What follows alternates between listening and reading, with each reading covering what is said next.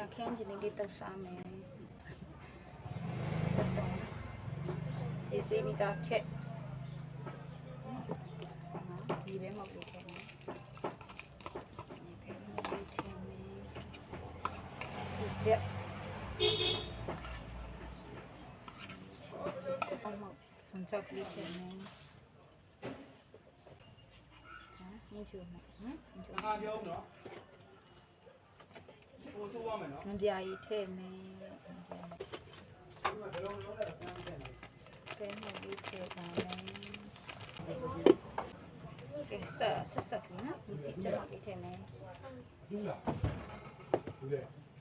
တရားဒီနန်းဟိုရတရားဒီ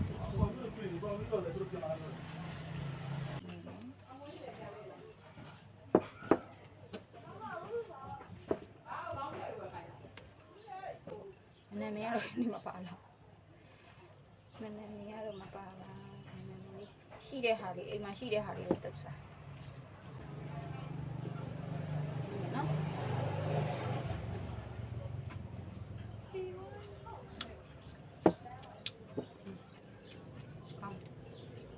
ဆက်နေနေလို့